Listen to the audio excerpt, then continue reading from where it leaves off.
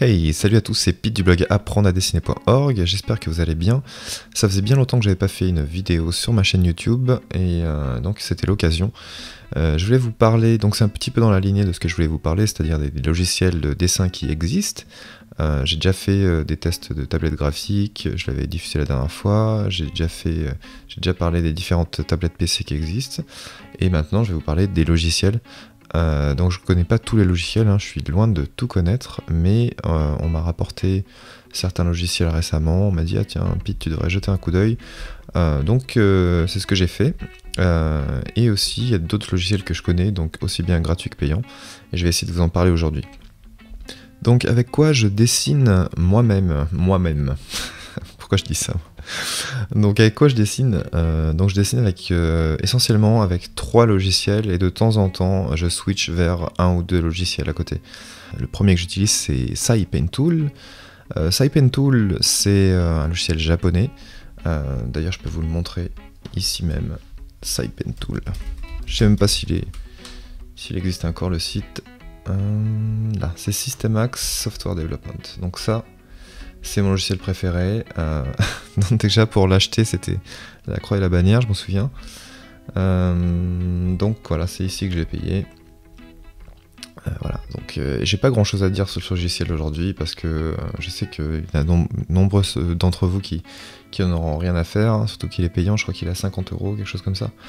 Donc je suis content qu'il existe encore, mais il n'est plus en développement depuis quelques années déjà. Il a été un petit peu abandonné par les développeurs. Bon, bah voilà, c'est les choses qui arrivent. Donc c'est un logiciel complètement japonais. D'ailleurs, il y a toujours le 2014 là, mais c'est plus développé. Donc vous pouvez aller chercher sur Mac. Ça n'existe pas sur Mac. Ne vous faites pas d'illusions. Vous devrez passer par... si vous voulez... que la pression de la tablette soit gérée, vous devrez passer par une partition Windows si vous êtes sur Mac. Si vous êtes sur PC, vous n'avez pas de souci à vous faire. Le seul souci à se faire, c'est pour l'installer. Ce que j'expliquerai pas aujourd'hui, je suis pas là pour ça. Je vais juste vous parler de logiciels. Donc je vais essayer de couvrir un maximum de logiciels aujourd'hui. Si un jour vous avez envie que je vous montre comment installer ça, je pourrais le faire, pourquoi pas si j'ai un peu le temps. Voilà, donc ça c'est SaiPenTool. Donc vous pouvez aller voir sur internet, il y a beaucoup de logiciels, il y a beaucoup de tutoriaux qui parlent de Sai et beaucoup de démonstrations. Qu'est-ce que j'aime particulièrement dans ce logiciel? C'est qu'il est rapide, il est facile à utiliser. Il n'y a pas 40 000 trucs à faire, donc il a des modules qui existent nulle part ailleurs. Comme par exemple la stabilisation du trait, la semi-vectorisation des traits, bref, etc., etc. Donc je vous laisserai tester par vous-même. En tout cas, c'est ce que j'utilise pour la plupart de mes croquis, peut-être 50% de mes croquis que je fais. Quand j'ai la flemme de passer sur Windows, je fais ça sur Sketchbook Pro. Donc Sketchbook Pro, c'est le deuxième logiciel que je vais vous montrer aujourd'hui. C'est aussi un logiciel payant. Peut-être qu'il existe en version... Sketchbook Pro, donc c'est Autodesk qui développe ça. Donc, Sketchbook Pro, vous pouvez aussi aller voir des vidéos sur YouTube. Sketchbook Pro, c'est un logiciel qui gère bien le dessin au trait. D'ailleurs, je peux aller vous montrer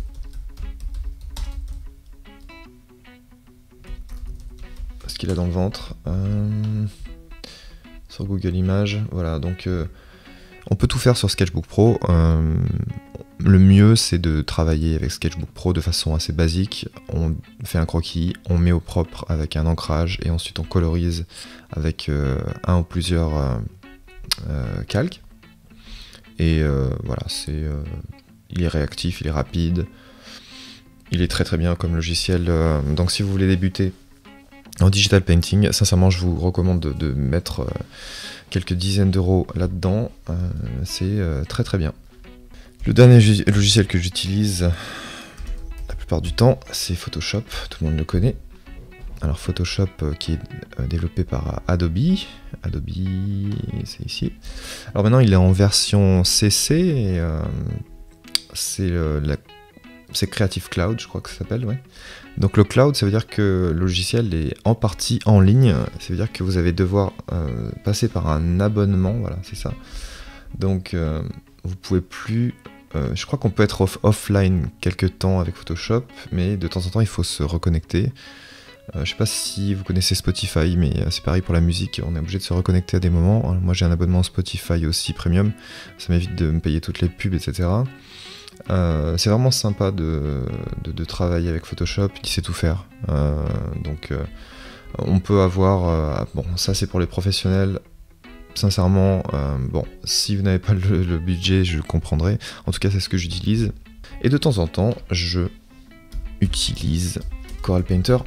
Donc Corel Painter, ils en sont à la version X3, si je ne m'abuse, dont j'ai la licence aussi, parce que je l'utilise quand même. Et je pars du principe que dès que j'aime un produit, je l'achète. Voilà. Donc quand j'ai le budget, je l'achète. Je me pose pas de questions. Voilà, c'est pour encourager tout simplement le développement de bons projets. Et voilà, je vous encourage aussi d'ailleurs à faire pareil plutôt que de craquer des logiciels si vous avez l'argent. Et voilà, si vous n'avez pas l'argent, bon bah c'est une autre affaire. Mais si vous avez l'argent, n'hésitez pas à acheter les logiciels qui vous plaisent et que vous utilisez souvent. Voilà, donc c'est le Pro X, je sais pas où il est, mais il doit être par là. Je vous laisserai fouiller, c'est sur corel.com. Voilà, donc maintenant je vais vous parler des logiciels gratuits. Donc il y a GIMP, GIMP qui est un peu le remplaçant de Photoshop mais en open source. Ça veut dire que c'est un logiciel qui est développé gratuitement par une communauté. Voilà, donc je vous laisse regarder ce logiciel. Moi personnellement je l'ai essayé. Donc vous pouvez le trouver sur gimp.org. Donc j'ai essayé ce logiciel, sincèrement il est un petit peu lent et c'est vrai que j'ai commencé par Photoshop et pour arriver là c'est un petit peu dur, mais si vous n'avez pas d'argent, encore une fois c'est une bonne solution pour commencer. Vous pouvez l'utiliser, alors même si ne vous inquiétez pas parce que c'est une page en anglais, mais le logiciel peut être installé en français sans aucun problème au moment de l'installation. Encore un logiciel gratuit dont on m'a parlé tout récemment, c'est MyPaint. Alors je ne connais pas ce logiciel, je n'ai jamais mis la main dessus. En tout cas il est gratuit, enfin je crois, oui il est gratuit.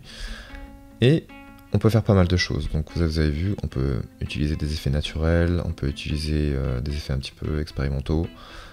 Ça a l'air vraiment très bien. Je sais pas s'il existe en français, mais c'est pas sûr du tout.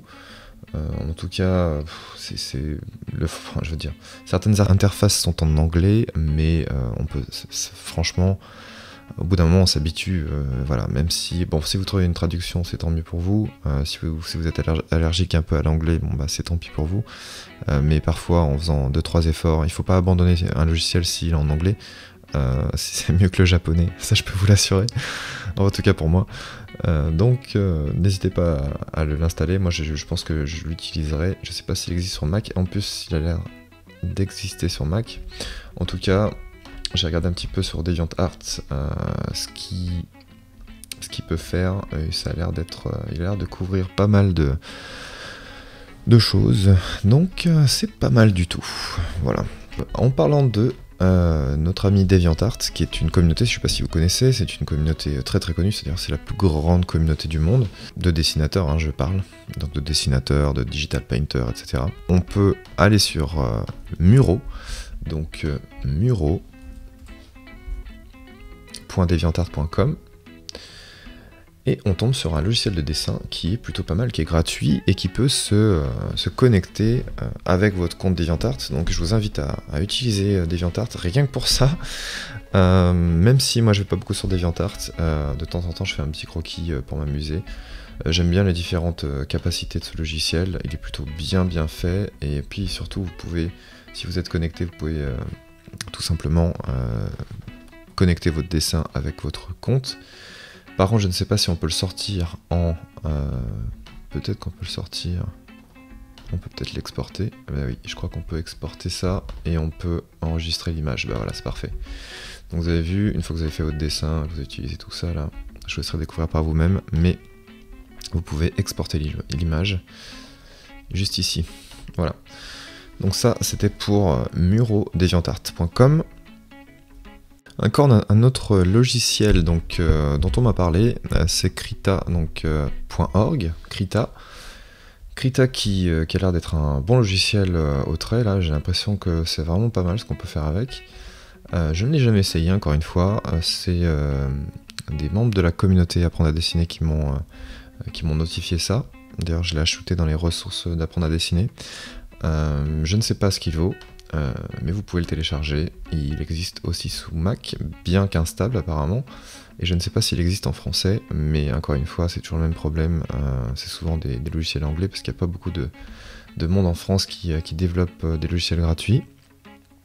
Donc voilà, je vous laisserai le tester par vous-même. Et là sur Google Images, j'ai regardé des choses qui ont été faites sous ce logiciel-là. Je pense qu'il en est à son tout début.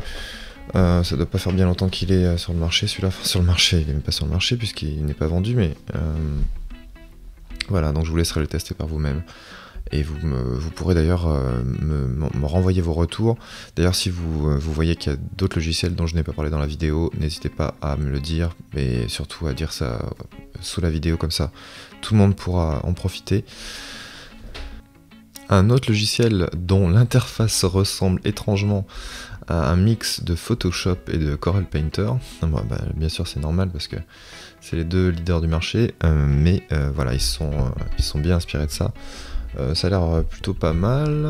Je n'ai pas vu de super belles images faites avec, mais ça veut pas dire qu'on peut pas faire de superbes images avec. Ça veut dire que juste qu'il n'y a pas beaucoup d'utilisateurs et que voilà, je pense que si vous donnez ça à Craig Mullins, il pourra vous faire un super truc. Voilà, c'est encore un logiciel que j'ai pas utilisé. Apparemment, ça a l'air d'être allemand comme logiciel.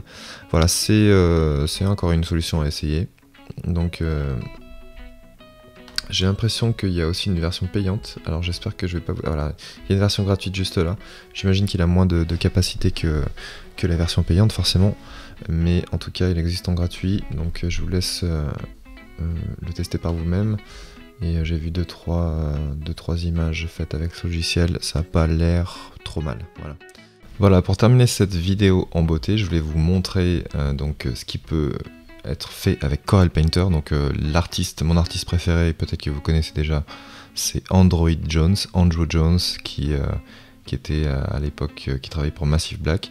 Il travaille avec des motifs et il travaille vraiment d'une façon incroyable et vraiment unique. Alors il est vraiment le pro de ce qu'il fait. Il donne parfois même des démonstrations dans des festivals, c'est des performances en live en fait.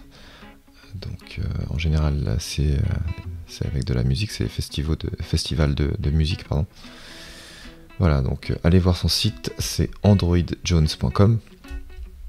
C'est un tueur, tout simplement.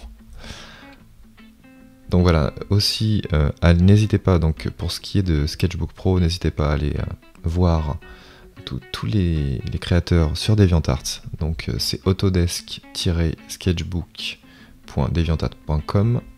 Vous allez trouver différents artistes, des artistes plus ou moins connus, et voilà, des petits sketchs qui peuvent faire parfois mal au popotin. Voilà, donc je vous laisse fouiller. Et pour Paintool, vous avez aussi une communauté sur DeviantArt toujours. Ah là là, il revient toujours celui-là, c'est pas possible. Donc ça s'appelle Paintool, donc avec 2 T, sai-artiste.deviantart.com, et vous allez pouvoir visiter les galeries des artistes. Donc je vous laisserai visiter tout ça. Et pour finir, un de mes mentors en fait en digital painting, et qui est le mentor de beaucoup de monde d'ailleurs, c'est Craig Mullins. Donc j'aurais aimé citer beaucoup de personnes, mais Craig Mullins, pour moi ça représente vraiment quelqu'un qui est passé du média traditionnel au média digital sans aucun problème, et qui a même amélioré ses compétences en digital très très rapidement, et voilà, il a des bases fantastiques. Il travaille donc pour l'industrie du cinéma, donc il faut voir ce qu'il fait. Il fait aussi un petit peu de jeux vidéo, mais c'est en général du concept pour du cinéma, et si vous connaissez pas, il faut absolument aller voir. Son site s'appelle goodbrush.com.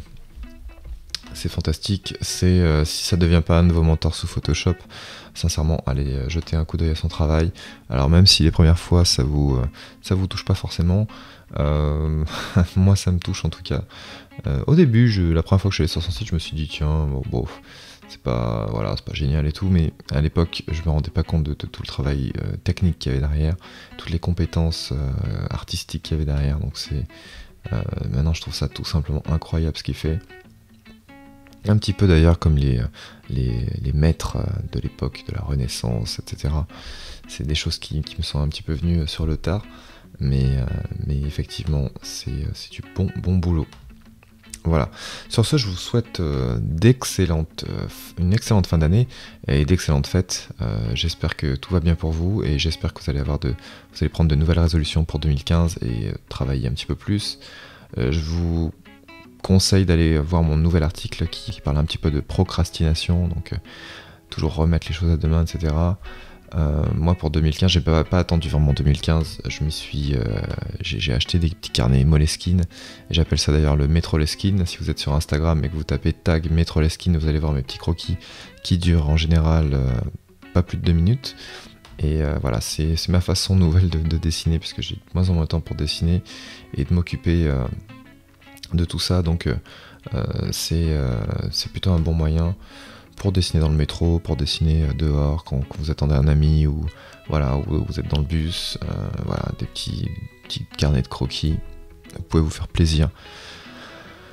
Voilà, n'hésitez pas, quand vous avez un petit coup de mou, prenez votre carnet de croquis, croquez un maximum. Il n'y a que comme ça qu'on y arrive. C'est bien de comprendre ce qu'on fait, mais c'est aussi bien de pratiquer. En fait, il faut faire les deux. Ceux qui pratiquent tout le temps sans réfléchir, ils n'avancent pas. Et inversement, ceux qui ne pratiquent jamais, mais qui connaissent 10 000 choses théoriques, c'est exactement pareil. Il faut les deux, il faut allier les deux. Je dirais 70% de pratique, 30% de gamberge. Voilà, si c'est pas 50-50 d'ailleurs, mais voilà, en tout cas c'est ce qui marche pour moi. Voilà, je vous souhaite à toutes et à tous le meilleur pour 2015 et je vous dis à très vite pour de nouvelles vidéos. Je vous concocte plein de nouvelles choses sur la chaîne YouTube et sur le blog. Voilà, je vous dis à plus, allez, bye bye.